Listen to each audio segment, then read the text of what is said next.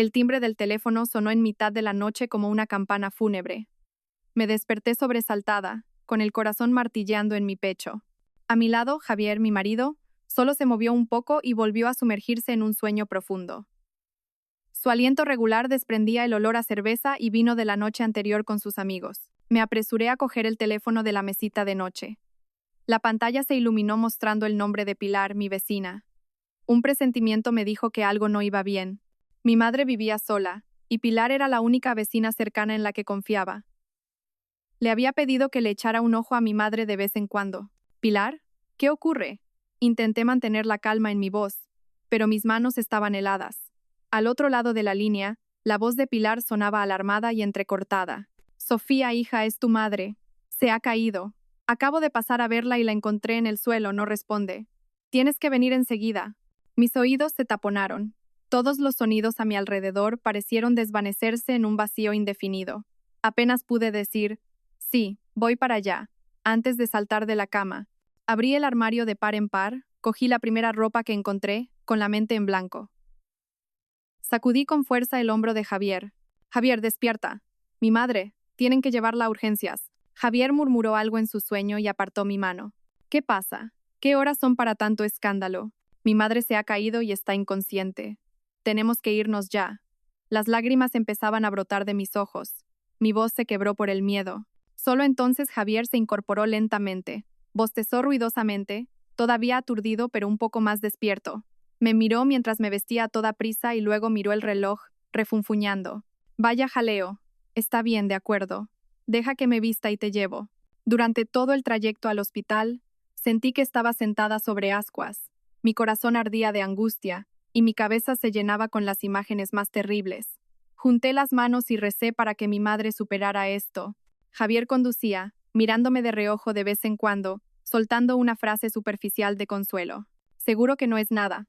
Las personas mayores se marean a menudo». No respondí, solo me mordí el labio con fuerza para no romper a llorar. Sabía que su preocupación era solo por cumplir. Después de 10 años de matrimonio, conocía demasiado bien a este hombre. Cuando llegamos, mi madre ya había sido ingresada en urgencias. Pilar esperaba inquieta en el pasillo, y al verme, corrió a agarrarme la mano. «Los médicos ya están con ella. No te preocupes demasiado». Le di las gracias una y otra vez, con una gratitud infinita. Si no hubiera sido por ella, no sé qué habría sido de mi madre. Nos sentamos en las frías sillas de la sala de espera. Cada segundo que pasaba parecía una eternidad. Javier caminaba de un lado a otro, empezando a mostrarse impaciente. Miraba su reloj constantemente y luego sacaba el móvil para navegar por internet. Aproximadamente 1 hora después, la puerta de urgencias se abrió. Un médico de cierta edad salió con expresión seria. Me abalancé hacia él. «Doctor, ¿cómo está mi madre?» Me miró y suspiró. «La paciente ha sufrido un accidente cerebrovascular, un ictus. Por suerte, la han traído a tiempo. Hemos estabilizado su estado inicial, pero la situación es grave. Necesita una cirugía de urgencia para eliminar el coágulo de sangre. Si no, su vida corre peligro. La familia debe prepararse y realizar los trámites de ingreso, pagando un depósito de 5.000 euros». ¿5.000 euros? Esa cifra fue como un martillazo en mi cabeza. Me quedé atónita, mis piernas flaquearon. Aunque mi marido y yo teníamos trabajos estables, todo nuestro dinero se había ido en la hipoteca del piso y los gastos diarios. La cuenta de ahorros conjunta de ambos apenas superaba los 5.000 euros. Era nuestro fondo de emergencia para imprevistos importantes. Me volví hacia Javier con una mirada suplicante. «Cariño». Javier frunció el ceño, su indecisión era palpable. Me llevó a un rincón y bajó la voz. «¿5.000 euros? ¿De dónde vamos a sacar eso ahora? El dinero de la cuenta es para nuestras emergencias, y tenemos muchos gastos próximamente. Pero es la vida de mi madre, Javier. El médico ha dicho que la cirugía es urgente, casi le rogué». Javier se rascó la cabeza, incómodo. «Lo sé. Pero, ¿por qué no llamas a tus tíos o a tus primos? A ver si alguien puede ayudar. Un poco de cada uno». Mi corazón se heló. En un momento tan crítico, en lugar de pensar en salvar una vida, estaba calculando pérdidas y ganancias. Mis parientes tenían sus propias dificultades. ¿Cómo podía pedirles dinero en mitad de la noche? Y aunque pudiera conseguirlo, no sería tan rápido como sacar el dinero del banco. «No hay tiempo, Javier, mi madre no puede esperar. Es nuestro dinero, usémoslo primero. Salvar a mi madre es más importante. Javier guardó silencio durante un largo rato. Su expresión se volvía cada vez más agria. Finalmente, soltó un suspiro, su voz llena de resignación. Bueno, como quieras es tu decisión, pero luego no te quejes. Dicho esto, se dio la vuelta y salió a fumar, dejándome sola con mi decepción y mi humillación. Sabía que había aceptado solo para no quedar como un mal yerno, pero no había ni una pizca de humanidad en su corazón. En ese momento, no tenía otra opción. La vida de mi madre era lo primero. Temblorosa, saqué el móvil, abrí la aplicación del banco y transferí los 5.000 euros a la cuenta del hospital. Cada número en la pantalla era como una puñalada en mi corazón. El dinero se puede recuperar, pero madre solo hay una. Me repetí eso a mí misma, tratando de apartar las emociones negativas que me invadían. La operación de mi madre duró varias horas. Me senté fuera, con el alma en vilo. Javier solo aguantó un rato y luego dijo que estaba cansado y que tenía que irse a descansar para poder ir a trabajar al día siguiente. Asentí, sin ganas de retenerlo. Su presencia en ese momento solo me hacía sentir peor. Sola, frente a la puerta iluminada del quirófano, me sentí más desamparada y sola que nunca. Recordé los difíciles años en los que mi madre me había criado. Recordé su mirada tierna y su cálida sonrisa, y las lágrimas volvieron a rodar por mis mejillas. Mamá, por favor, aguanta. Finalmente, la operación de mi madre fue un éxito. El médico dijo que había superado la fase crítica, pero que necesitaba cuidados intensivos y que el proceso de recuperación sería largo y costoso. Suspiré aliviada, como si me hubiera quitado un peso de 1.000 kilos de encima. Aunque el futuro sería difícil, mientras mi madre estuviera viva, yo podría soportarlo todo. Me quedé en el hospital cuidando de mi madre toda la noche. A la mañana siguiente, cuando ya la habían trasladado a la sala de recuperación, me permití cerrar los ojos un momento en una silla plegable, con el cuerpo dolorido y la mente tensa, pero con un pequeño rayo de consuelo en mi corazón. Estaba cansada, preparando un poco de agua tibia para asear a mi madre, cuando sonó el teléfono. Era Javier. Pensé que llamaba para preguntar por el estado de mi madre, así que contesté rápidamente. Hola, cariño. Mi madre ha superado la fase crítica. Dije. Mi voz una mezcla de alegría y agotamiento, pero la respuesta no fue una pregunta preocupada. La voz de Javier al otro lado de la línea era fría como el hielo, mezclada con una ira que no intentaba ocultar. ¿Te has gastado los 5.000 euros? Me quedé helada. Su pregunta fue como un cubo de agua fría arrojado a mi cara. Sí, he pagado los gastos del hospital. El médico dijo que necesitaban el dinero para operar. 5.000 euros. ¿Sabes que esos eran todos nuestros ahorros? La voz de Javier se endureció. Cada palabra parecía perforar mis tímpanos. Haces las cosas sin consultarme. ¿Qué pinto yo en esta casa? Enmudecí. Se me hizo un nudo en la garganta y no pude decir nada. Le había enviado un mensaje justo después de la transferencia, pero no respondió. Pensé que había consentido tácitamente. ¿Qué dices? Si ayer estuviste de acuerdo, la vida de una persona es lo más importante. ¿Por qué ahora? ¿Cuándo estuve de acuerdo? Me interrumpió Javier negándolo todo. Dije que era tu decisión, que te las arreglaras. No esperaba que fueras tan imprudente. Ahora mira, no nos queda ni un céntimo. ¿De dónde vamos a sacar el dinero para la hipoteca y los gastos? El dinero se puede volver a ganar, Javier. La salud de mi madre. ¿Y qué tiene que ver tu madre conmigo? La voz de Javier se volvió cruelmente afilada. Para que te quede claro, me casé contigo. No tengo la obligación de mantener a tu madre. Esa es la responsabilidad de tus hermanos, de tu familia, no mía. Ve y recupera ese dinero ahora mismo. ¿Recuperarlo? ¿Me estás pidiendo que recupere el dinero? No podía creer lo que oía. El hospital ya ha hecho la operación. ¿Cómo voy a recuperarlo? ¿Acaso eres humano?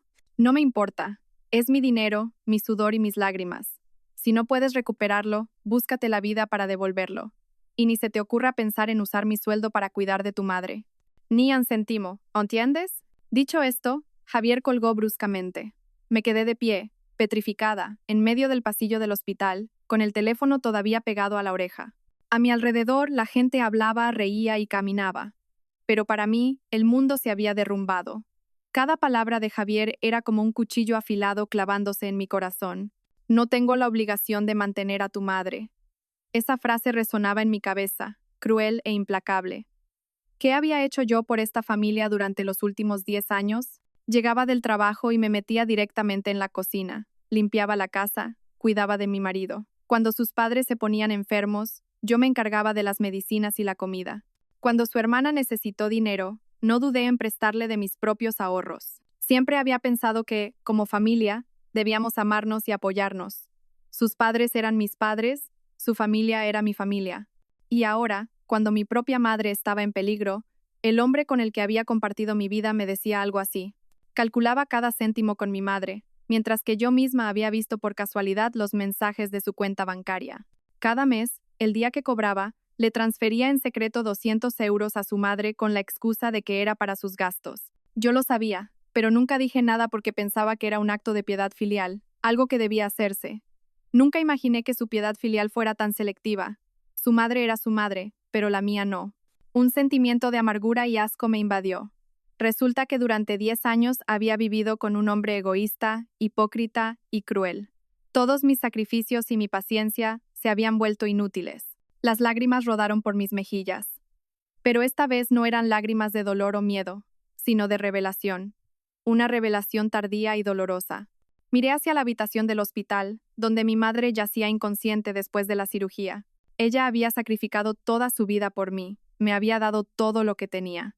Cuando compramos el piso, fue mi madre quien sacó todos sus ahorros de jubilación y me dio 50.000 euros sin dudarlo un instante.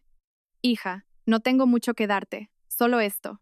Usadlo para empezar y vivid felices, me dijo. Y ahora, su yerno le regateaba 5.000 euros para el hospital.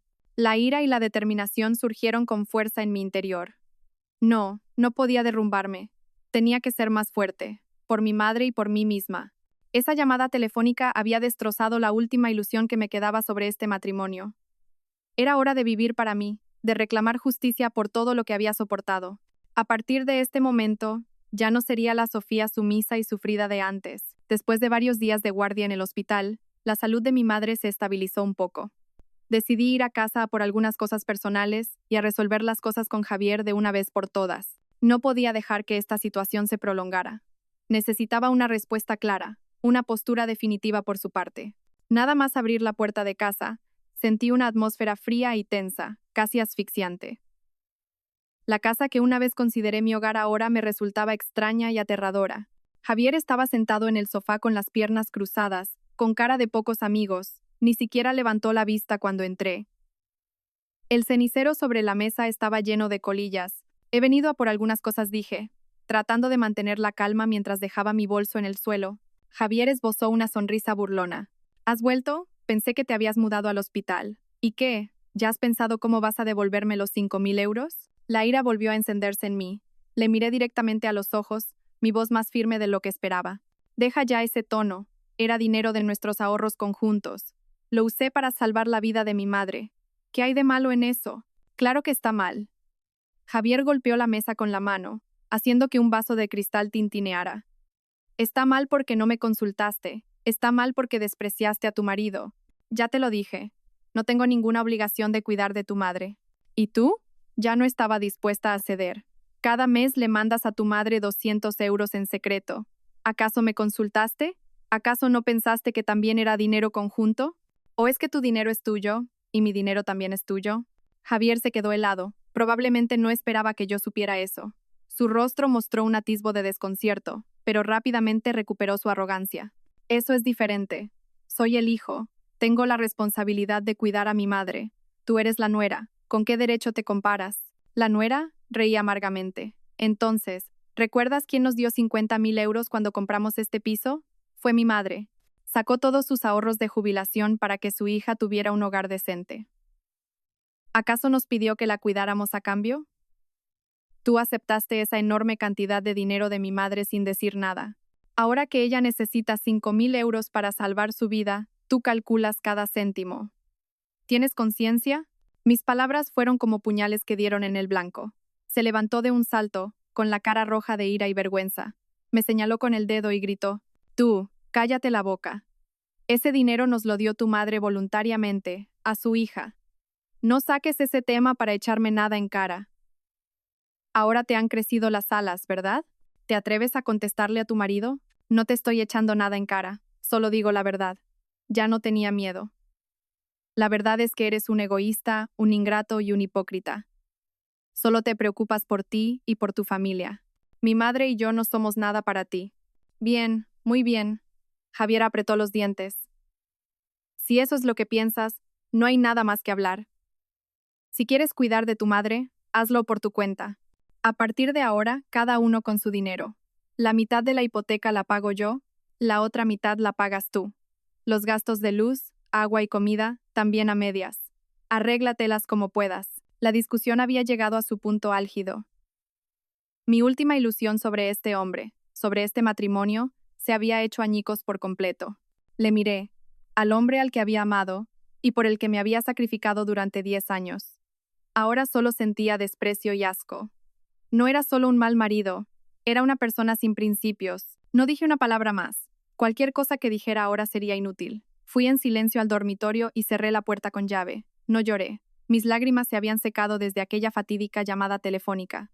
Me senté en el suelo frío, con la cabeza dándome vueltas. El vaso se había desbordado.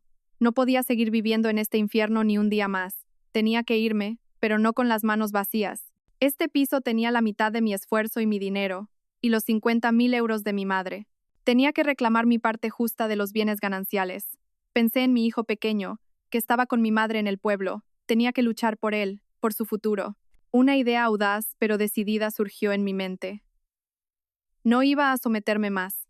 Haría que aquellos que nos habían tratado tan mal a mi madre y a mí pagaran por ello. Saqué el teléfono y activé la aplicación de grabación de voz.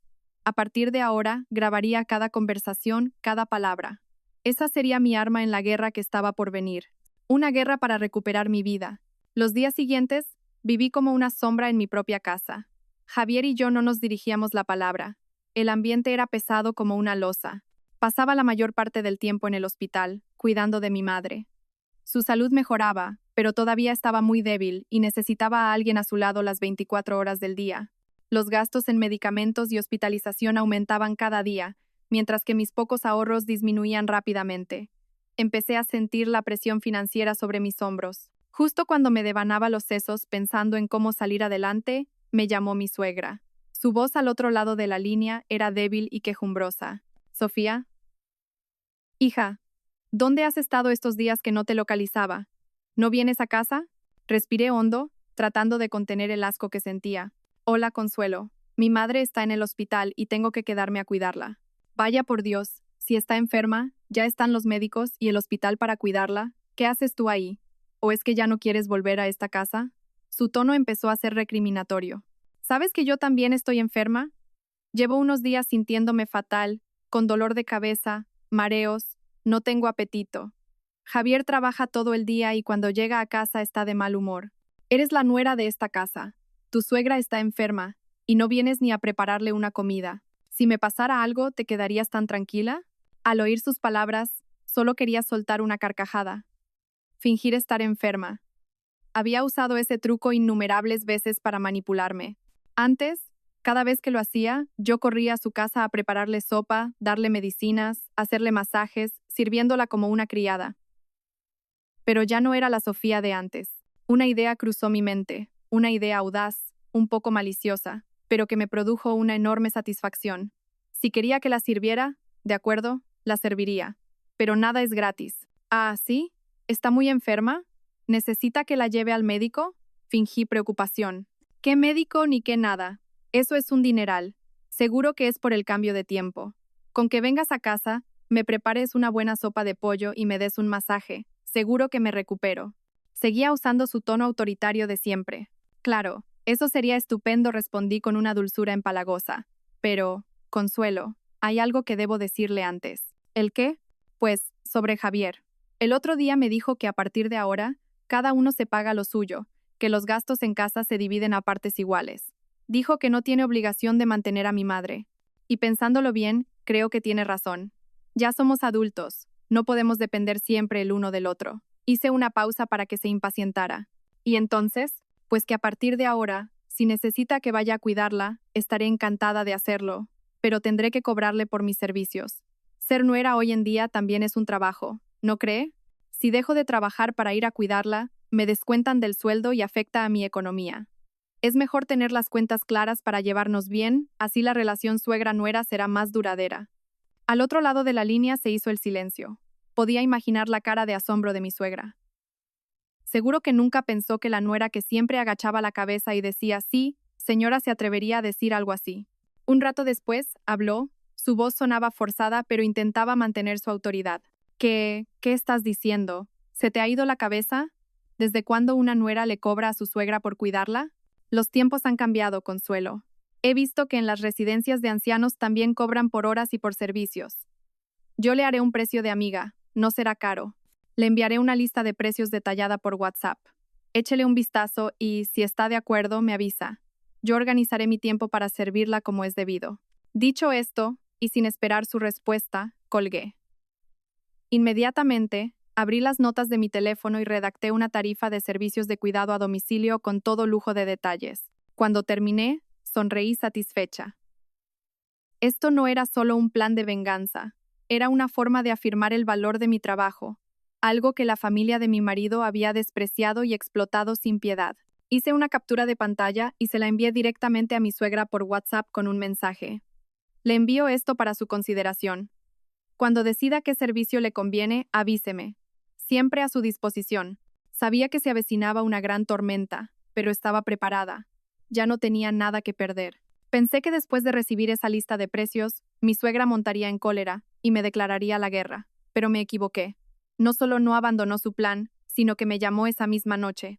Su voz por teléfono había perdido su tono autoritario, reemplazado por un resentimiento mal disimulado.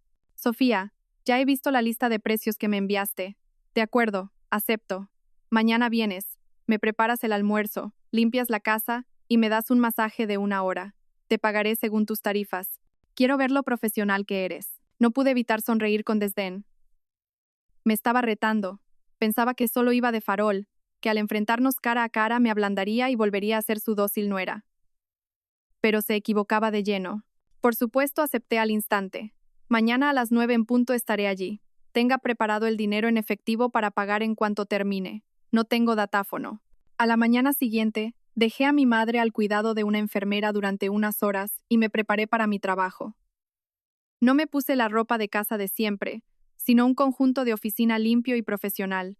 Incluso llevé una pequeña libreta y un bolígrafo. Era mi primer día y tenía que ser profesional. A las 9 en punto, llamé al timbre de la casa de mi suegra. Fue ella quien abrió, mirándome de arriba abajo con cara de pocos amigos. Entra, dijo fríamente. Entré sin los saludos cordiales ni las preguntas de siempre. Dejé mi bolso, saqué mi libreta y hablé con el tono de un empleado dirigiéndose a un cliente. Buenos días, señora. Según lo acordado por teléfono anoche, hoy realizaré los servicios de preparación del almuerzo, limpieza de la casa y 1 hora de masaje. El tiempo total estimado es de 3 horas, de 9 a 12. Con su permiso, empezaré a trabajar ahora mismo. Mi suegra se quedó boquiabierta, mirándome con incredulidad. No le di tiempo a reaccionar. Fui directa a la cocina, me puse un delantal y comencé a trabajar. Limpié la cocina, la nevera y organicé todo de manera ordenada. Hice todo de forma rápida y eficiente, pero sin una pizca de afecto. A la hora de cocinar, pregunté: «Disculpe, señora, ¿qué le apetece almorzar?». Me fulminó con la mirada. «Cocina lo que quieras. Algo nutritivo, que estoy cansada». «De acuerdo», respondí. Decidí preparar una sopa de pollo y verduras, sus platos favoritos cuando se sentía enferma. Lavé el arroz, piqué la carne y las verduras. Todos los pasos los realicé con destreza, pero al sazonar la sopa, una sonrisa maliciosa se dibujó en mis labios. Recordé las palabras crueles de Javier, la falsedad de mi suegra. Mi mano tembló un poco al coger el salero. Una generosa cantidad de sal cayó en la olla hirviendo. Removí, probé un poco. Salado como el mar. Perfecto. A las 11 en punto serví la comida en la mesa. Un plato de sopa de pollo de aspecto delicioso y un plato de verduras al vapor. A simple vista, impecable. Que aproveche, dije, y me quedé en un rincón, observando. Mi suegra carraspeó, cogió la cuchara y se llevó una cucharada de sopa a la boca. Al instante, su cara se arrugó como una pasa. Escupió la sopa de vuelta al plato. «¡Puaj! ¿Qué es esto? ¿Quieres matarme con sal? Esta sopa está incomible», gritó. Mantuve una expresión serena, me acerqué, cogí una cuchara limpia, probé un poco de la sopa delante de ella e hice una mueca exagerada. «Oh, lo siento mucho». Debió de temblarme el pulso y se me fue la mano con la sal. «Permítame que le prepare otra sopa». Por supuesto no le preparé otra. Simplemente tiré la sopa y le serví un vaso de agua. Su almuerzo ese día consistió únicamente en unas insípidas verduras al vapor.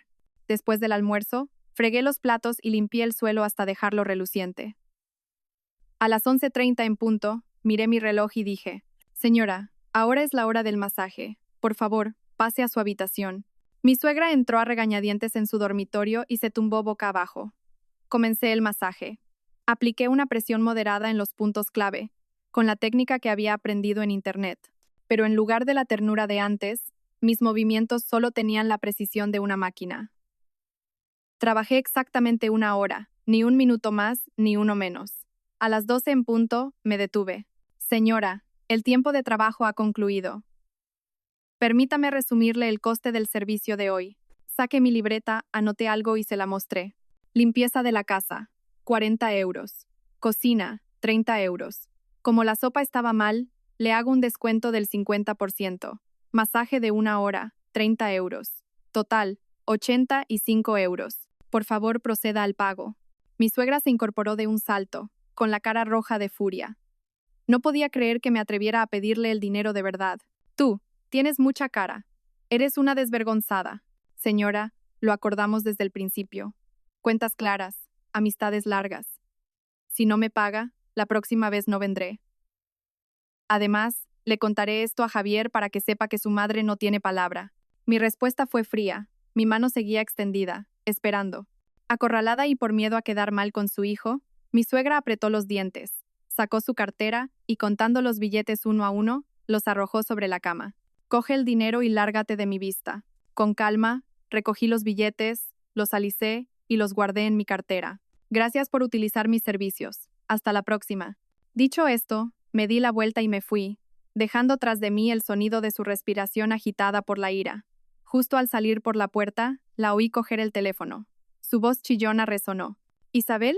Hija, ven a casa ahora mismo. La mujer de Javier está siendo una insolente. Ha venido a humillarme». Sonreí.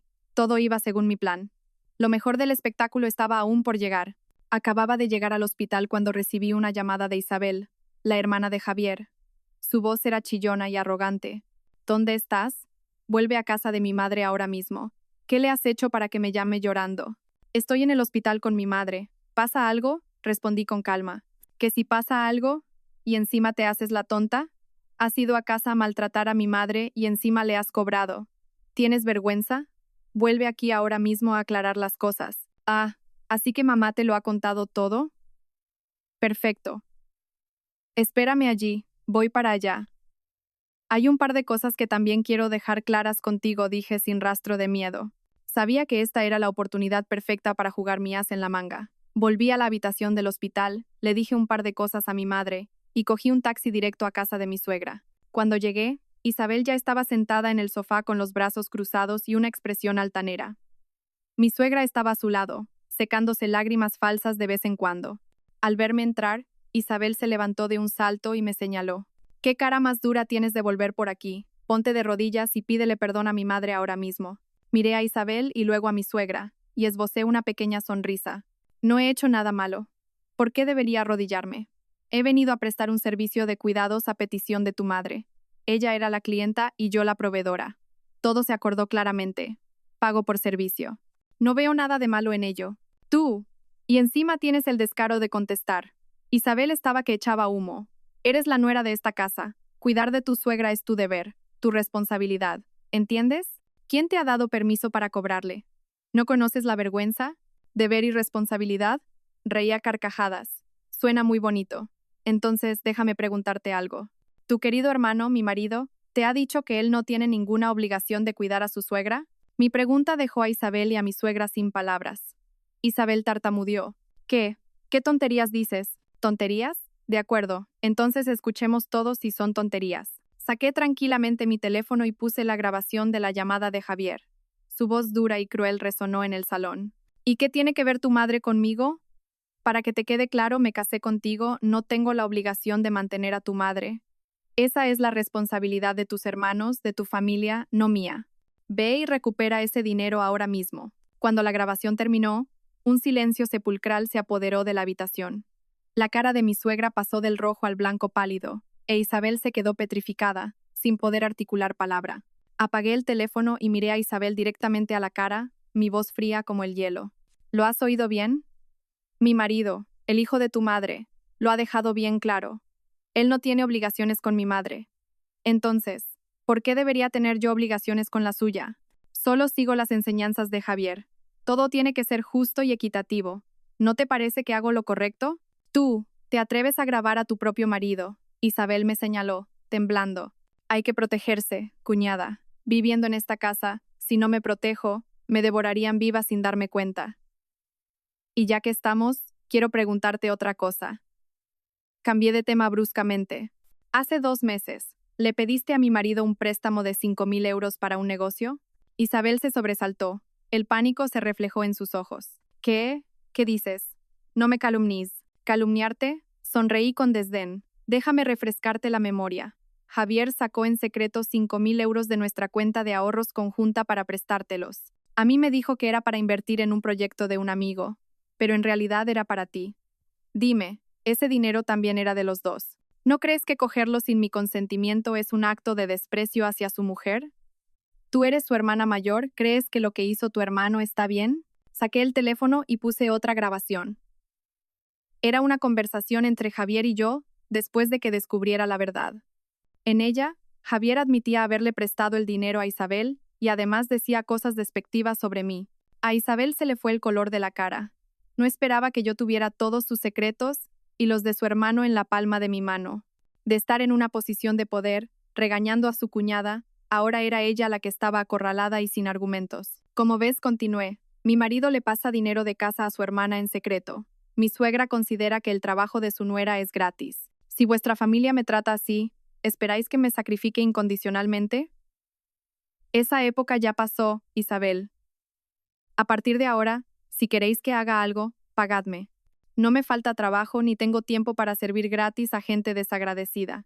Dicho esto, sin ni siquiera mirar las caras de madre e hija, cogí mi bolso y salí de allí con la cabeza bien alta. Oí cómo mi suegra se desplomaba en el sofá e Isabel la llamaba tartamudeando. Una sensación de satisfacción sin precedentes recorrió mi cuerpo. Esto era solo el principio. En este juego, yo dictaba las reglas. Después del tenso enfrentamiento en casa de mi suegra, pensé que se mantendrían al margen por un tiempo. Pero, una vez más, subestimé el descaro de esa familia. Unos días después, Javier me llamó de repente, con un tono inusualmente suave. Sofía, he estado pensando mucho estos días. Sé que me equivoqué, que te dije cosas que no debía. Ya que las cosas han llegado a este punto, no deberíamos tensarlas más. ¿Qué te parece si esta noche traes a tu madre a casa para una cena familiar? Considéralo mi forma de disculparme contigo y con ella. Somos familia, los problemas se arreglan en casa, ¿no crees? Al oír sus palabras salameras sentí náuseas. ¿Disculparse? ¿Un hombre como Javier sabía siquiera lo que significaba esa palabra? Sabía que era otra trampa, una obra de teatro más elaborada. Seguramente su madre e Isabel le habían aconsejado, queriendo usar la carta sentimental para darle la vuelta a la situación. Aún así, decidí aceptar. Quería ver qué otra farsa eran capaces de montar. Además, mi madre, después de salir del hospital, se estaba quedando temporalmente en casa de Pilar. Quería llevarla a casa una vez más para que viera la verdadera cara de la familia de su yerno. De acuerdo, pero compórtate como es debido. Mi madre acaba de recuperarse y no puede soportar más disgustos, le advertí fríamente. Esa noche, acompañé a mi madre a la casa. Al entrar, vi una mesa llena de comida. Mi suegra e Isabel también estaban allí, recibiéndonos con sonrisas falsas. «Oh, consuegra, bienvenida. Pase, pase». «Se la ve mucho mejor», dijo mi suegra con amabilidad fingida. Mi madre, con su naturaleza bondadosa, sonrió a cambio, todavía con la esperanza de que todo pudiera resolverse pacíficamente. Ayudé a mi madre a sentarse en la mesa, sintiéndome en alerta máxima. La cena comenzó en una atmósfera forzada. Javier no paraba de servirnos comida a mi madre y a mí, diciendo palabras amables. Recordó viejos tiempos, cuando empezábamos a salir, tratando de reavivar un sentimiento que ya estaba muerto. Mi suegra e Isabel le hacían el coro, diciendo que en un matrimonio es normal tener roces, que lo importante es saber perdonar. Representaron una obra de teatro de familia feliz tan perfecta que me daban ganas de vomitar. Cuando vieron que el ambiente era el adecuado, Javier fue al grano. Carraspeó, dejó los cubiertos y puso una expresión seria. Mamá se dirigió a mi madre. Hoy la hemos invitado no solo para pedirle disculpas, sino también porque hay algo que me gustaría hablar con usted. Últimamente, Sofía y yo estamos pasando por dificultades económicas. Los 5.000 euros que Sofía usó para pagar sus gastos del hospital, en realidad los teníamos reservados para pagar una parte de la hipoteca. Ahora que nos falta ese dinero, estamos en un aprieto. Sé que usted nos quiere y por eso me atrevo a pedírselo. ¿Habría alguna forma de que pudiera arreglárselas para devolvernos esa cantidad? Considérelo un préstamo. Se lo devolveremos en cuanto podamos. La mesa se quedó en silencio. Mi madre estaba atónita. Los cubiertos temblaban en su mano. No podía creer que el yerno que tanto había querido pudiera decir algo así durante una cena de reconciliación. Me miró con una expresión de dolor y desconcierto. Dejé caer mis cubiertos sobre la mesa con un ruido seco. Miré a Javier directamente a la cara, una sonrisa helada en mis labios. ¿Has terminado? Javier pareció sobresaltarse por mi reacción, pero intentó mantener la calma. Sofía, no te alteres. Solo estoy hablando de los asuntos familiares con franqueza. ¿Con franqueza? Reía a carcajadas, una risa amarga y llena de desprecio. De acuerdo. Si quieres franqueza, seré franca contigo de una vez por todas. ¿5.000 euros, dices? Le reclamas a mi madre cada céntimo de los 5.000 euros que le salvaron la vida. Entonces, déjame preguntarte, ¿qué hay de los 50.000 euros? ¿Qué 50.000 euros? Javier frunció el ceño, fingiendo no entender. Mi suegra e Isabel también me miraron con extrañeza. No finjas más, mi voz se endureció. Los 50.000 euros en efectivo que mi madre nos dio cuando compramos este piso. ¿Lo has olvidado? ¿O crees que ese dinero cayó del cielo? Mi madre vació su cuenta de ahorros de jubilación, nos lo dio todo sin dudar, solo para que su hija tuviera una vida digna. ¿Por qué entonces no dijiste que era un préstamo? ¿Por qué no dijiste que había que devolverlo? Aceptaste 50.000 euros de mi madre y te callaste. Ahora que ella necesita 5.000 para seguir con vida, ¿le pides que te los devuelva? Dime, ¿existe en este mundo alguien tan despreciable como tú? Mis palabras estallaron como bombas en medio de la cena. Las caras de Javier, su madre y su hermana cambiaron de la sorpresa y el desconcierto a la ira y la vergüenza. Tú, estás diciendo sandeces. Mi suegra fue la primera en romper el silencio. Se levantó de un salto y me señaló. Ese dinero se lo dio voluntariamente a su hija. No tiene nada que ver con esta familia para que lo saques a relucir. Se lo dio a su hija para que tuviera una casa donde vivir con el hijo de usted, no para que su hijo se aprovechara y luego mordiera la mano que le dio de comer. Ya no me contenía. Qué bien ha educado a su hijo. Le enseñó a sacar dinero de la familia de su esposa y luego a ser un ingrato. Maldita seas, gritó Javier, levantando la mano para abofetearme. Pero yo fui más rápida. Me levanté de un salto y esquivé su golpe. No te atrevas a ponerme una mano encima. Ya no soy la Sofía a la que podíais pisotear. La discusión estalló. Isabel también se unió, insultándome con las palabras más viles. La cena de reconciliación se había convertido en un desastre, tal y como había previsto. Mi madre estaba sentada, con los ojos llenos de lágrimas, temblando de conmoción y dolor. Al verla así, se me encogió el corazón. No podía permitir que presenciara esta escena ni un segundo más. «Basta», grité, acallando todos los insultos. «No voy a seguir viviendo en esta casa. Quedáosla y vivid juntos». Me volví para ayudar a mi madre a levantarse. «Mamá, vámonos. Este no es un lugar para nosotras». Ayudé a mi madre a salir por esa puerta sin mirar atrás ni una sola vez. A mis espaldas todavía oía los gritos de Isabel y su madre y el sonido de Javier rompiendo cosas. Pero nada de eso me afectaba ya. En mi corazón solo había una determinación de acero. Se había acabado. Realmente se había acabado. Mi madre se apoyó en mi hombro, completamente abatida. Lloraba en silencio, sus lágrimas calientes empapaban mi blusa. «Lo siento, Sofía. Por mi culpa estás sufriendo tanto». La abracé con fuerza, con la voz entrecortada. «No es tu culpa, mamá. No digas eso. Fui yo quien eligió a la persona equivocada. Pero todavía estoy a tiempo de corregir mi error». Llamé a un taxi. En el coche le apreté la mano a mi madre. Su mano, delgada y fría, me dolía en el corazón. Tenía que encontrar un nuevo lugar donde vivir rápidamente. No podía dejar que mi madre siguiera de prestado en casa de la vecina. Abrí el teléfono y busqué habitaciones en alquiler. Necesitaba un lugar limpio, tranquilo y seguro para las dos. Finalmente encontré un pequeño estudio en un callejón no muy lejos del centro. El precio era razonable, y lo más importante, El propietario parecía una persona amable.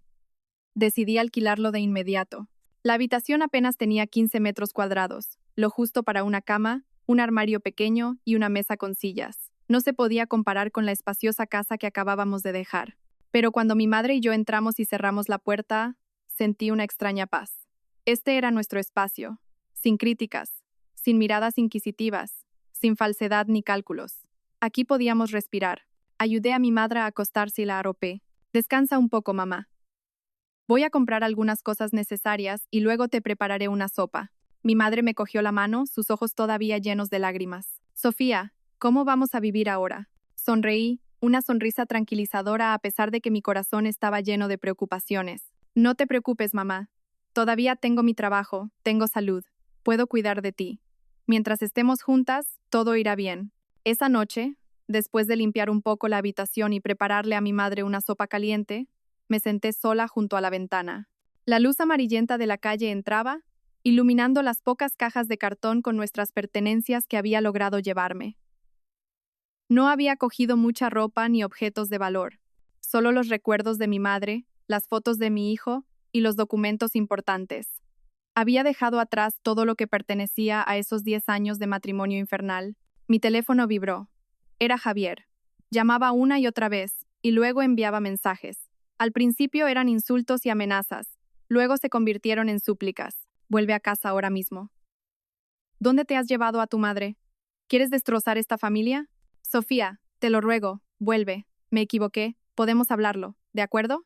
Piensa en nuestro hijo, Sofía. No dejes que crezca sin una familia completa. Leí los mensajes y sonreí con amargura. ¿Familia completa? Él la había destrozado hacía mucho tiempo. Ahora me suplicaba por orgullo, por miedo a perder a una sirvienta gratuita, por miedo a enfrentar las consecuencias de sus actos. No respondí. Bloqueé su número, el de mi suegra, el de Isabel. Quería cortar todos los lazos con el pasado. Miré a mi madre, que dormía profundamente en la cama, su respiración más tranquila. Sentí una fuerza inmensa crecer dentro de mí. Ya no estaba sola. Tenía a mi madre, tenía a mi hijo. Tenía que luchar no solo para irme, sino para reclamar lo que era mío. Esa casa, esos bienes gananciales y los 50.000 euros de mi madre. No iba a permitir que se lo quedaran tan descaradamente. Mañana por la mañana, lo primero que haría sería buscar una abogada. La batalla legal sería dura, pero estaba preparada. No daría ni un paso atrás, porque la felicidad no es algo que se regala. Se conquista con valentía. A la mañana siguiente, después de prepararle el desayuno a mi madre y decirle que descansara, comencé la búsqueda de una abogada. Sabía que este era el paso más importante, el que decidiría el éxito de mi lucha por la justicia. Busqué en Internet despachos de abogados de prestigio especializados en derecho de familia y matrimonial. Aparecieron muchos nombres, pero me sentía perdida. Necesitaba a alguien no solo competente, sino también empático. Alguien que realmente pudiera entender mi situación y luchar por mí. Después de considerarlo, decidí llamar a un despacho con muchas críticas positivas. Me atendió una secretaria con una voz amable. Después de explicarle brevemente que necesitaba asesoramiento para un divorcio y la división de bienes, me dio una cita para ver a la abogada esa misma tarde. Llegué al despacho de abogados con una mezcla de esperanza y nerviosismo. En mi mano llevaba una carpeta con el certificado de matrimonio, la escritura de la casa y una pequeña libreta con algunos gastos anotados. Me sentía pequeña ante la compleja batalla legal que se avecinaba.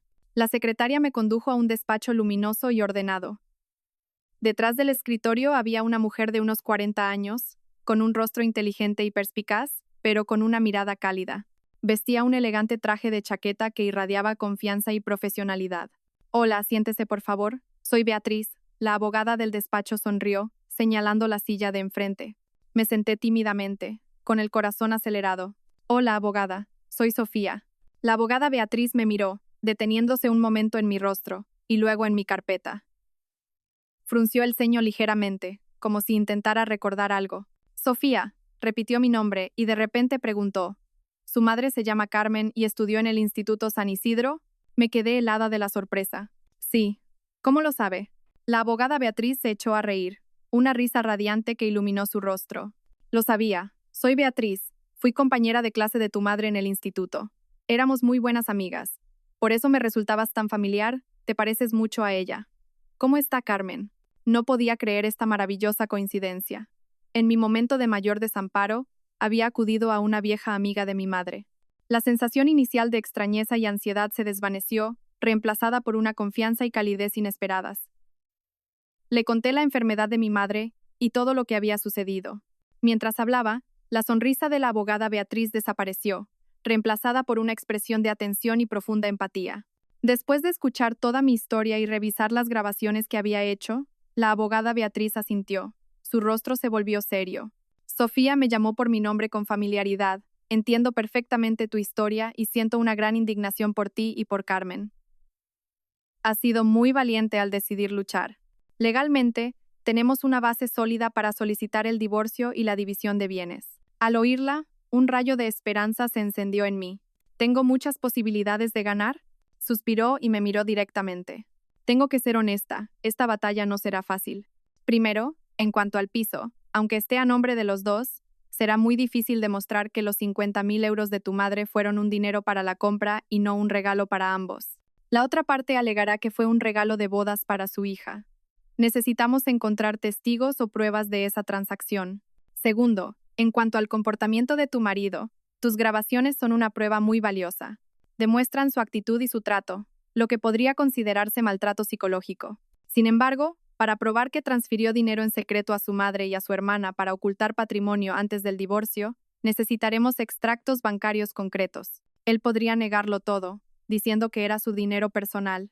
Al escuchar su análisis, mi ánimo decayó. Resulta que no todo era tan fácil como pensaba. Las pruebas que tenía, que yo consideraba irrefutables, podían ser rebatidas desde un punto de vista legal. Al verme en silencio, la abogada Beatriz me puso una mano sobre la mía con voz alentadora. Pero no te desanimes, difícil no significa imposible. Lucharemos juntas. Ahora, lo que tienes que hacer es mantener la calma. Intenta recopilar cualquier documento, mensaje o correo electrónico relacionado con las finanzas de la pareja, especialmente pruebas sobre los 50.000 euros de tu madre y las transferencias de tu marido. Yo prepararé la demanda de divorcio y te guiaré en los siguientes pasos. Confía en mí, la justicia puede tardar, pero llega. Sus palabras firmes y su mirada decidida me dieron fuerzas. Sabía que había encontrado a la persona adecuada. Al salir del despacho, aunque sabía que el camino por delante sería duro, ya no me sentía sola. Tenía a Beatriz, una amiga de mi madre, una abogada competente y empática, a mi lado. Pocos días después de presentar la demanda de divorcio, Javier recibió la citación del juzgado. Su familia entró en pánico. En lugar de arrepentirse, optaron por presionarme. Javier llamó a un tío influyente de la familia y le pidió que organizara una reunión familiar para resolver el asunto internamente. Pensaban que con la presión de los mayores y el supuesto honor familiar, me obligarían a retirar la demanda y volver. Recibí la llamada de ese tío. Un hombre con una voz autoritaria y condescendiente. Me exigió que me presentara en la casa familiar el domingo por la noche para aclarar las cosas. Sabía que era su última trampa, pero no me negué. Decidí ir, no para reconciliarme, sino para desenmascararlos a todos. Para poner fin a todo de una vez por todas, delante de toda su familia. El domingo por la noche, fui sola a la casa familiar. El ambiente era tenso. Javier, mi suegra, Isabel y varios tíos y primos ya estaban allí. Todos me miraban con ojos acusadores. El tío que me había llamado presidía la reunión, con el rostro impasible. Al verme entrar, carraspeó y comenzó su discurso preparado. Sofía, si los mayores de la familia te hemos llamado hoy, es por una buena razón. En un matrimonio, siempre hay discusiones. Ya nos hemos enterado de lo vuestro. Las mujeres, las nueras, debéis saber ser pacientes y sacrificaros un poco por la paz familiar. No se pueden airear los trapos sucios y demandar en un juzgado, manchando el nombre de toda la familia. Una tía añadió. Así es. Javier es el hijo mayor, el que debe honrar a sus antepasados. Lo que estás haciendo es una falta de respeto, una desconsideración.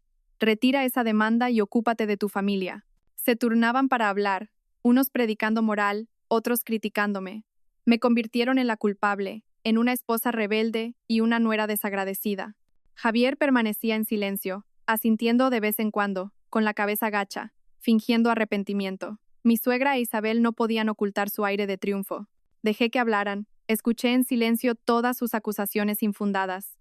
Cuando la habitación se quedó en silencio y solo se oía el suspiro sabio del tío, hablé.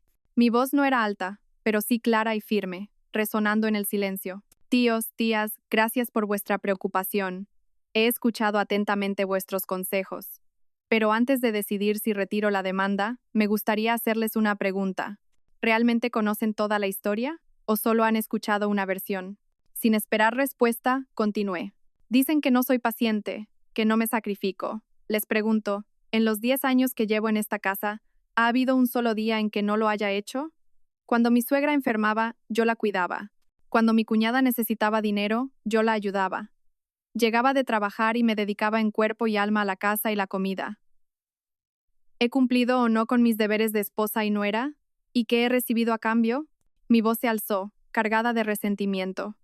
He recibido desprecio, cálculos mezquinos. He recibido un no tengo la obligación de mantener a tu madre del hombre al que amaba. ¿Pueden creerlo? Saqué mi teléfono. Sé que mis palabras no tienen peso, así que les invito a escuchar. Pulsé el play. La grabación de la llamada de Javier resonó una vez más. Su voz cruel dejó a todos atónitos. La expresión del tío pasó de la autoridad al asombro. Las tías empezaron a susurrar entre ellas. No me detuve ahí. Puse la grabación de la conversación con mi suegra sobre la lista de precios. Luego, la del enfrentamiento con Isabel, donde revelaba el préstamo.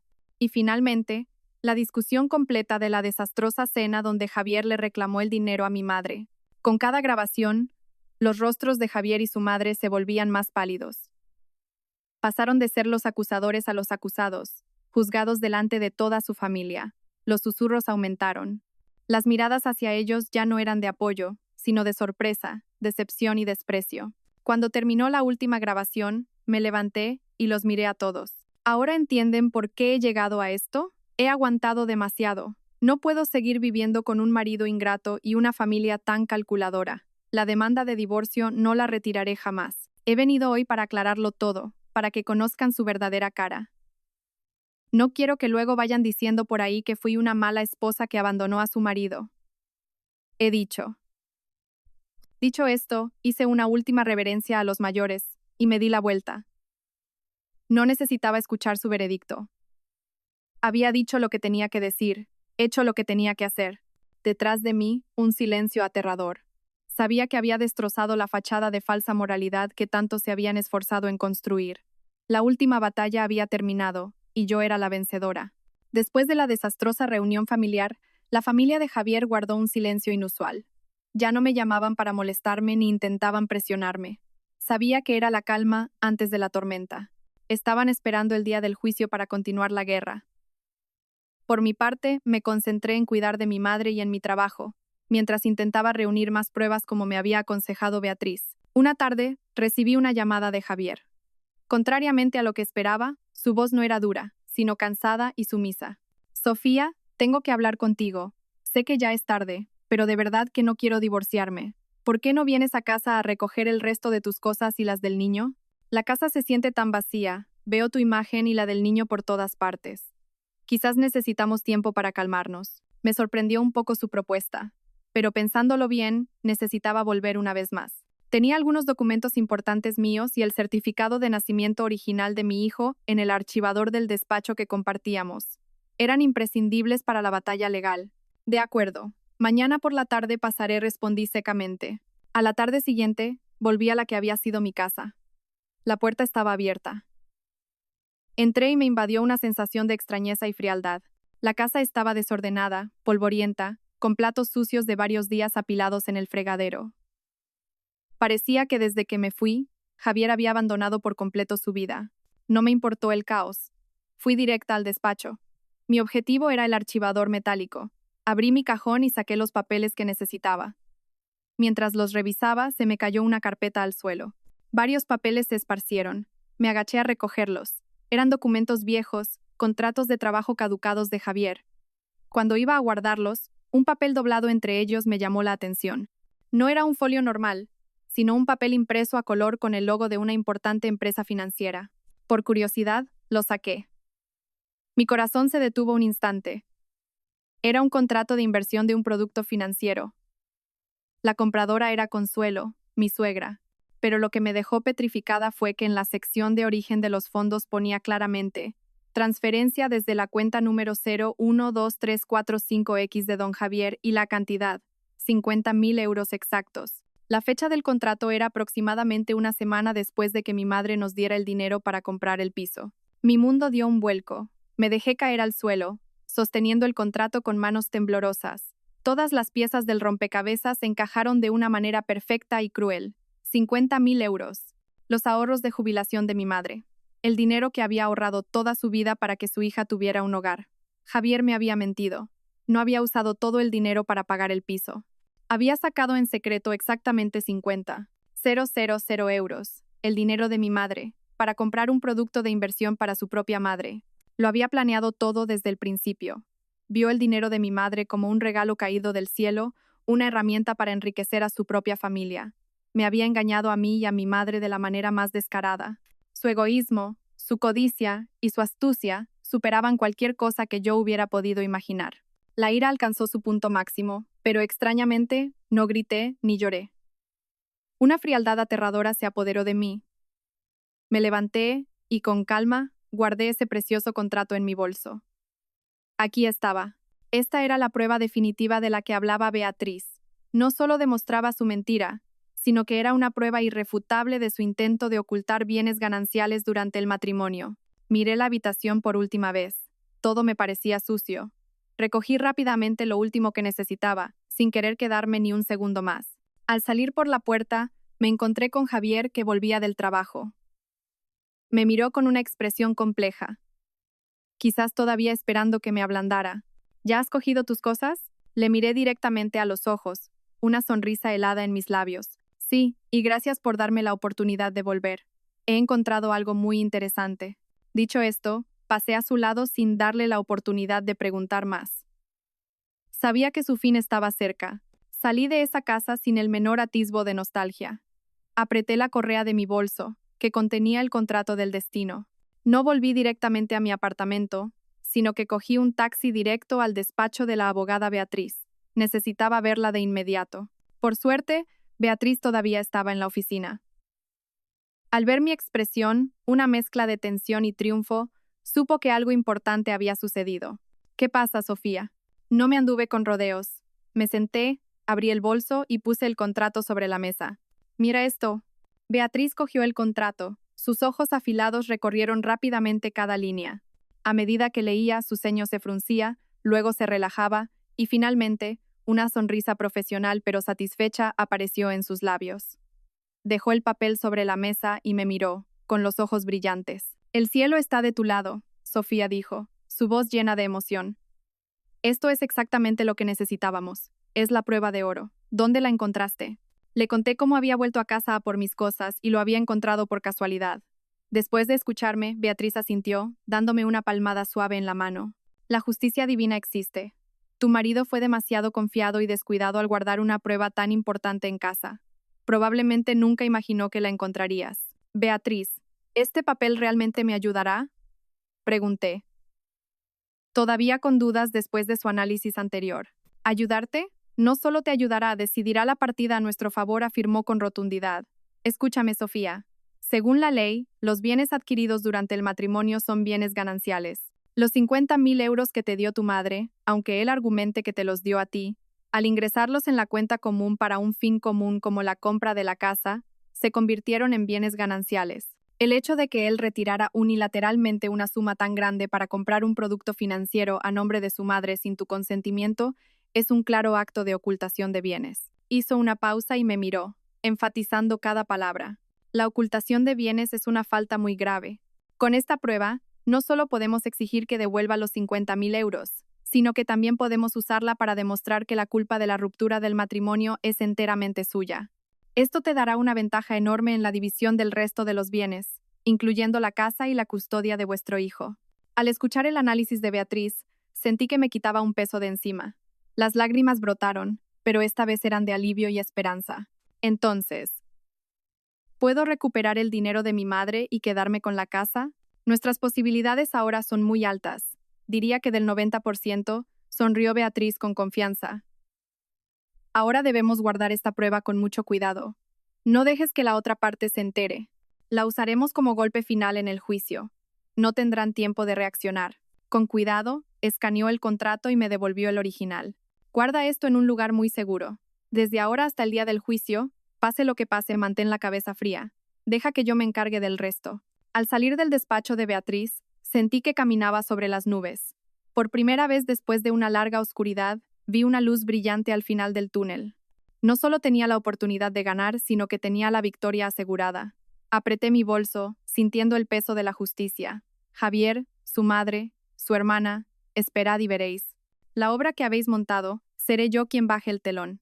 Creía que después de la humillación ante toda la familia de mi marido se comportaría y esperaría al juicio. Pero no. Estaban decididos a no dejarme en paz. Al no poder doblegarme con sentimentalismos ni con la lógica familiar, recurrieron a una táctica más sucia: manchar mi reputación en mi lugar de trabajo. Ese día estaba concentrada preparando un informe de fin de mes, cuando de repente se armó un revuelo en la oficina. Levanté la vista y vi a Isabel, mi cuñada, junto con otra mujer que supuse era una prima de Javier, entrando de forma agresiva. No fueron a recursos humanos ni a la dirección, sino que se dirigieron directamente a mi puesto de trabajo, atrayendo deliberadamente la atención de todos. Ahí está, esa es. Isabel me señaló con el dedo, su voz chillona y desagradable. Todo el mundo, vengan a ver la verdadera cara de la nuera de mi familia. Parece una santa, pero en realidad es una víbora, una nuera desagradecida que abandona a su suegra enferma para ir a los juzgados a reclamar propiedades. La otra mujer la secundó a gritos. Así es. Su suegra enfermó de la preocupación por ella, y no solo no ha ido a cuidarla ni un solo día, sino que se ha ido de casa y la ha demandado. Una nuera como esa no tiene perdón de Dios. Toda la oficina se quedó en silencio. Todas las miradas se clavaron en mí. Algunos estaban sorprendidos, otros curiosos, otros compasivos. Sabía que ese era su objetivo: humillarme, hacer que mis compañeros me evitaran y me despreciaran, para presionarme psicológicamente y obligarme a ceder. Pero ya no era la Sofía débil de antes. Respiré hondo y me levanté tranquilamente para enfrentarlas. Isabel, ¿qué haces aquí?, pregunté, mi voz firme. ¿Qué hago aquí?, río con desdén.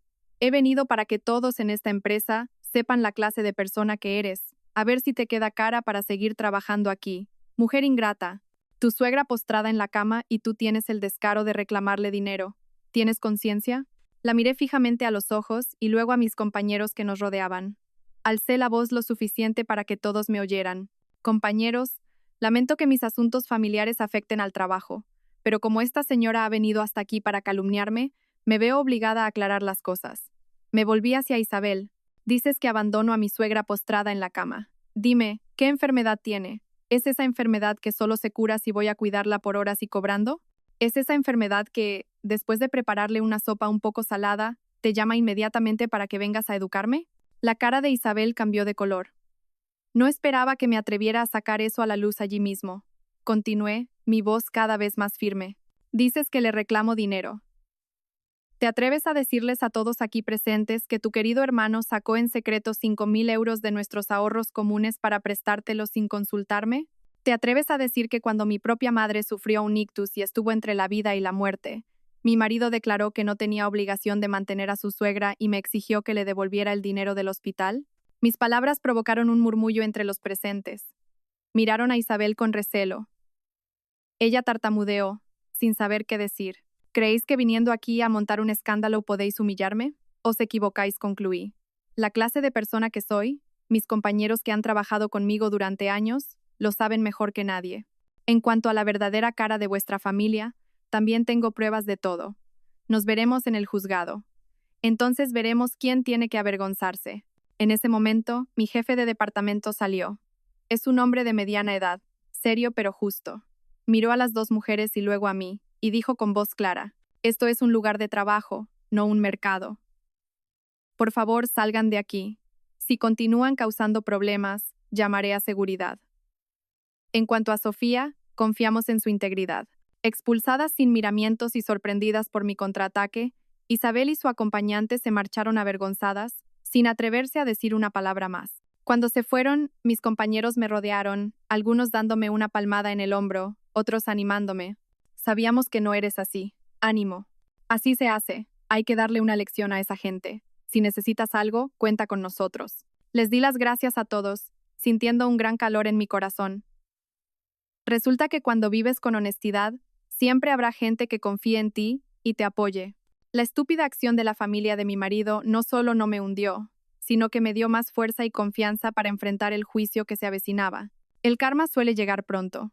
Pocos días después del escándalo en mi empresa, sucedió algo inesperado. Mi suegra, que tantas veces había fingido estar enferma para atormentarme, esta vez enfermó de verdad. Recibí una llamada de Javier una noche. Su voz sonaba aterrorizada y temblorosa, muy diferente de su habitual arrogancia. Sofía, Sofía, es mamá. Está en el hospital. ¿Qué le pasa? Pregunté, sin sentir nada en mi anterior. El médico dice que ha tenido una crisis hipertensiva, casi le da un ictus. Está en urgencias. ¿Puedes? ¿Puedes venir al hospital?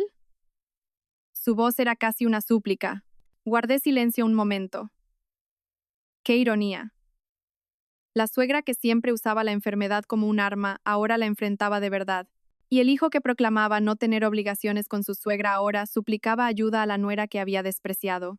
¿Has llamado a Isabel? Es su hija, es su deber cuidarla, respondí fríamente. La he llamado, pero dice que tiene a los niños pequeños y su marido está de viaje. No puede venir, balbuceó Javier. Sofía, te lo ruego, no sé qué hacer. El médico dice que necesita a alguien vigilándola constantemente. Podía imaginarme a Javier en ese momento, solo, desamparado en el hospital. La misma sensación que yo había experimentado cuando mi madre enfermó, pero no sentí lástima. Solo me pareció irónica la ley del karma. De acuerdo, iré, pero con una condición, dije. La que sea, la acepto, respondió él apresuradamente. La cuidaré, pero como proveedora de servicios profesionales. Todos los gastos se calcularán según la tarifa que le envié la última vez. ¿Estás de acuerdo? Al otro lado de la línea se hizo un silencio pesado. Sabía que era una gran humillación para él. Tendría que pagarle a su propia esposa para que cuidara de su madre, pero no tenía otra opción. De acuerdo, acepto, dijo finalmente, su voz débil y amarga. Fui al hospital. Mi suegra había superado la crisis, pero estaba muy débil y necesitaba oxígeno. Yacía en la cama, pálida y envejecida, sin rastro de su habitual malicia. Al verme entrar, me miró brevemente y volvió a cerrar los ojos. Quizás por vergüenza. No le dije nada. Empecé a trabajar como una enfermera profesional. Comprobé el goteo, le tomé la tensión, la aseé. Todo lo hice de manera precisa, mecánica.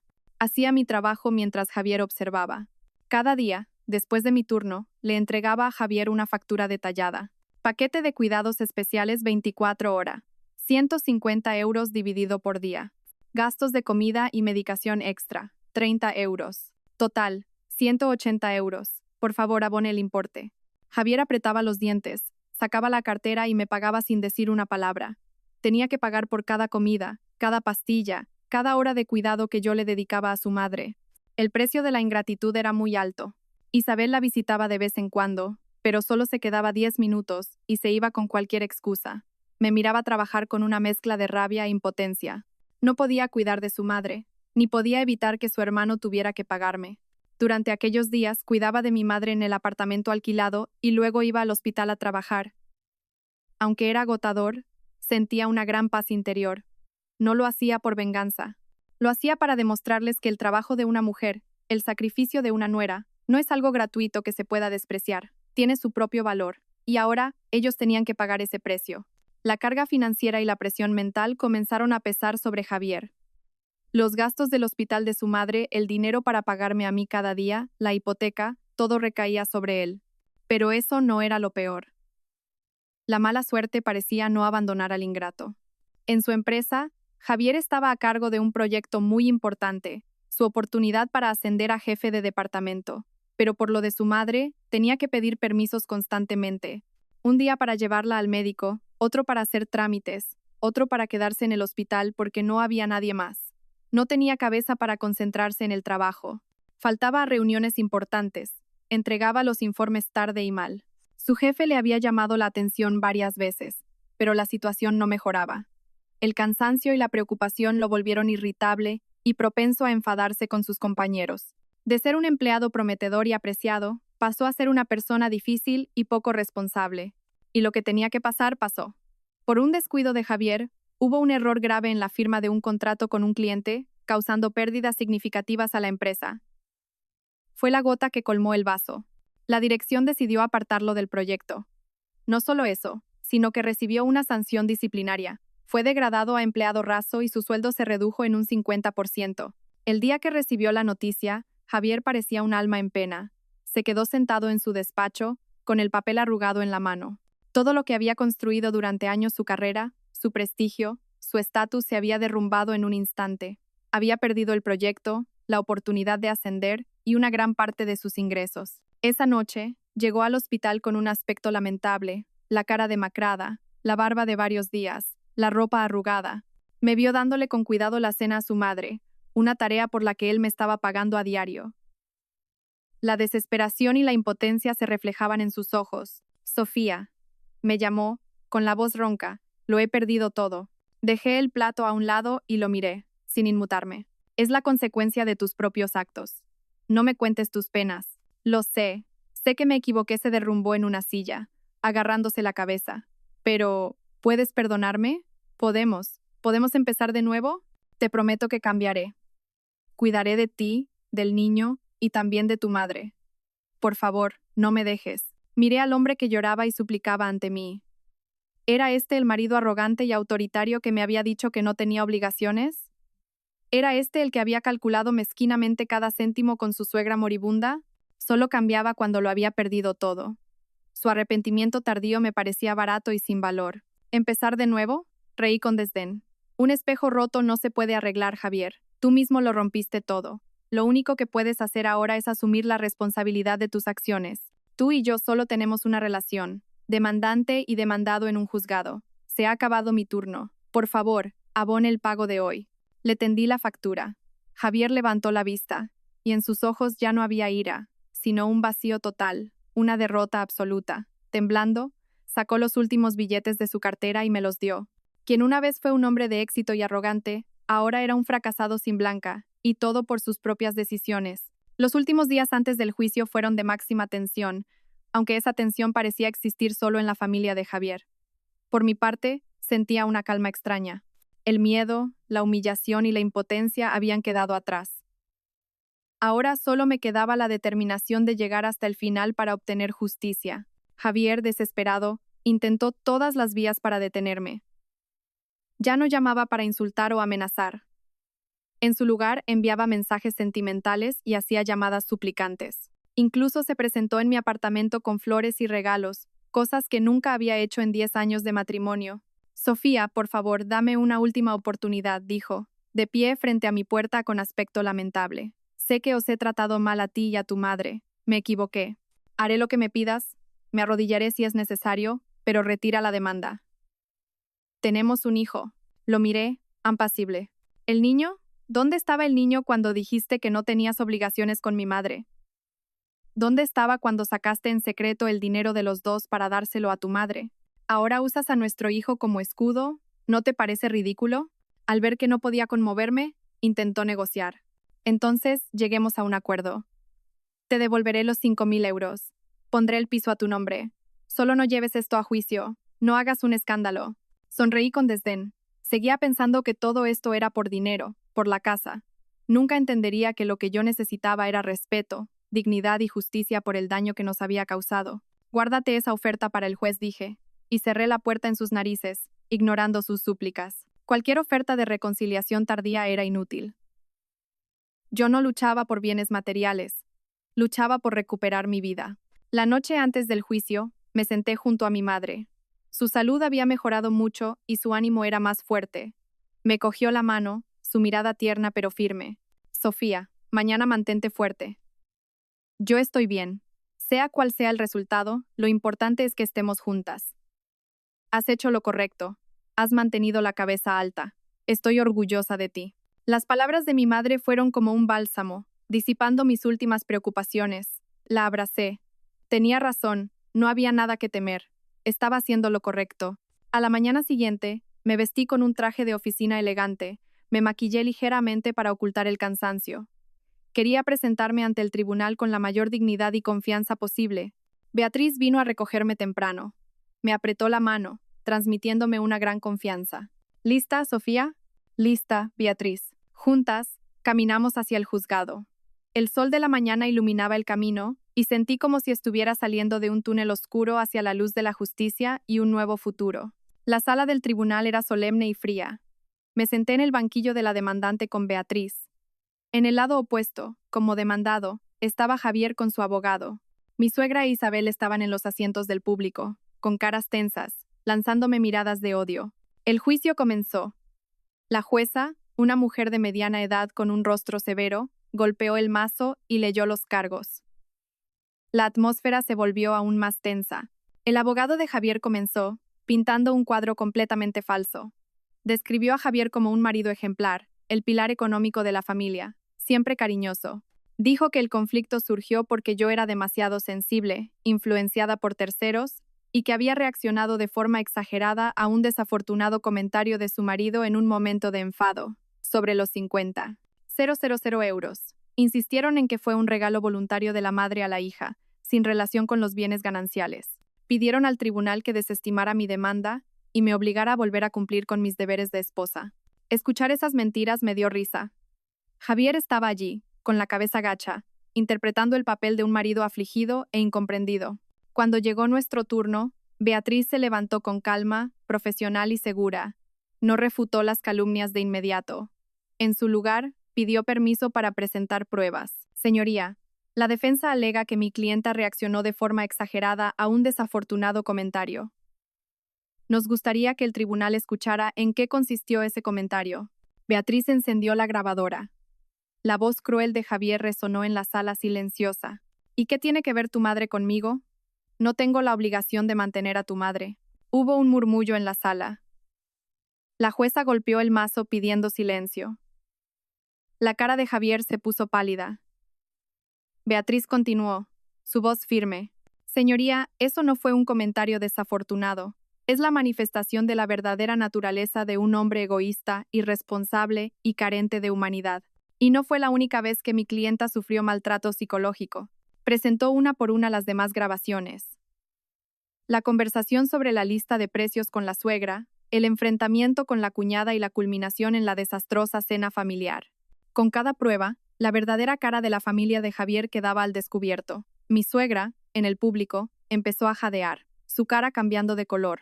El abogado de Javier intentó objetar, diciendo que las grabaciones estaban manipuladas, pero Beatriz tenía los informes periciales que demostraban su autenticidad. Cuando la tensión estaba en su punto más alto, Beatriz lanzó su golpe de gracia. Señoría, la defensa afirma que los 50.000 euros fueron un regalo. Sin embargo, mi clienta tiene pruebas que demuestran que, inmediatamente después de recibir ese dinero, el señor Javier cometió un acto de ocultación deliberada de bienes gananciales. Solicito presentar la siguiente prueba. Beatriz se acercó y le entregó a la jueza una copia del contrato de inversión a nombre de la madre de Javier. Al ver el contrato, Javier y su madre parecieron recibir un rayo. Javier se levantó de un salto tartamudeando. No, no puede ser. ¿Cómo lo tienes? Mi suegra no pudo soportar el shock. Se llevó la mano al pecho, sus ojos se pusieron en blanco y se desmayó allí mismo. Isabel gritó, y la sala se convirtió en un caos. El juicio se suspendió unos minutos para que los servicios médicos se la llevaran. Cuando se reanudó la sesión, la batalla estaba decidida. El contrato era una prueba irrefutable. Exponía toda la mentira, la codicia y el plan de Javier. Se quedó ante el estrado, con la cabeza gacha, incapaz de decir una palabra más en su defensa. Tras deliberar, el tribunal emitió su veredicto. Se aprueba la demanda de divorcio de la demandante. La culpa se atribuye en su totalidad al demandado, don Javier, por comportamiento de maltrato psicológico e infidelidad financiera que han llevado a la ruptura del matrimonio. En cuanto a los bienes, se obliga al señor Javier a restituir a la demandante los 50.000 euros que se apropió indebidamente. La vivienda, siendo un bien ganancial, se adjudica en propiedad a la demandante debido a la culpa del señor Javier, quien solo recibirá una pequeña parte del valor diferencial tras deducir las deudas y la contribución de la demandante. La custodia del hijo se otorga a la madre. El señor Javier deberá pagar una pensión alimenticia mensual hasta que el hijo cumpla 18 años. El martillo de la jueza sonó, firme y fuerte, como una campana que ponía fin a 10 años de infierno. Había ganado. Había ganado de forma aplastante. Miré a Javier, que se había hundido en su silla, sin vida. Me miró con odio, pero también con una derrota y desesperación absolutas. No sentí alegría, solo un inmenso alivio. Salí del juzgado con Beatriz. El sol brillaba intensamente. Respiré hondo, llenando mis pulmones con el aire de la libertad. Por fin, se había hecho justicia. Un viejo capítulo de mi vida se había cerrado para siempre. La vida después del divorcio no fue fácil, pero fue increíblemente pacífica. Con el dinero que me concedió el tribunal, le devolví los 50.000 euros a mi madre. Con el resto, compré un pequeño y acogedor apartamento, suficiente para las dos y para que mi hijo viniera de visita. No era tan grande como la casa anterior, pero estaba lleno de risas y calidez. Mi madre, liberada de la carga psicológica, se recuperó rápidamente. Cuidaba felizmente de las flores en el balcón y cocinaba platos deliciosos todos los días, esperándome a que volviera del trabajo. Sin las preocupaciones familiares, me volqué en mi carrera. Mis superiores reconocieron mi esfuerzo y dedicación. Completé con éxito varios proyectos importantes y, solo un año después del divorcio, me ascendieron a jefa de departamento. Exactamente el puesto que Javier tanto había anhelado y perdido. Mis compañeros se alegraron por mí, diciendo que me lo merecía. Me mantenía por mí misma, económicamente independiente y mentalmente libre. Mi vida había comenzado una nueva página, brillante y llena de esperanza. En contraste, la vida de Javier se convirtió en una espiral descendente. Tuvo que vender la antigua casa para pagarme a mí y sus deudas. Él y su madre se mudaron a un pequeño y húmedo apartamento de alquiler en las afueras. Degradado y con el sueldo reducido, con la carga de la pensión alimenticia y los gastos médicos de su madre, Javier se hundió en dificultades financieras. Mi ex-suegra, tras el shock del juicio, nunca se recuperó del todo. Ya no podía fingir enfermedades. Se convirtió en una paciente real. Un leve derrame cerebral posterior le dejó un lado del cuerpo debilitado. Ya no podía gritar ni criticar, pero su silencio era aún más aterrador. Se pasaba el día sentada en un rincón, mirando a su único hijo con resentimiento, culpándolo por su desgracia. Isabel, desde que su hermano cayó en desgracia, también se distanció, apareciendo de vez en cuando para dejar algo de dinero y marcharse rápidamente. La carga de cuidar a una madre enferma, la presión financiera y una carrera en ruinas transformaron a Javier de un hombre apuesto y arrogante en un desaliñado, irritable y derrotado. A veces, antiguos compañeros me contaban que llegaba tarde al trabajo, oliendo a alcohol, con un rendimiento casi nulo. Su futuro era tan sombrío como su presente. No me alegré de su caída. Simplemente vi que la ley del karma nunca perdona. Quien siembra vientos, recoge tempestades. Ellos mismos habían destruido sus vidas con su egoísmo y codicia. Ese pasado, para mí, estaba muerto y enterrado. El tiempo pasó y las heridas de mi corazón sanaron. Dejé de pensar en el pasado y me centré en el presente y el futuro. Dediqué tiempo a cuidar de mi madre, a educar a mi hijo y a crecer como persona. Empecé a estudiar un nuevo idioma. Me apunté a clases de yoga. Me sentía viva y llena de energía. Conocí a Mateo en un congreso de tecnología que mi empresa coorganizaba.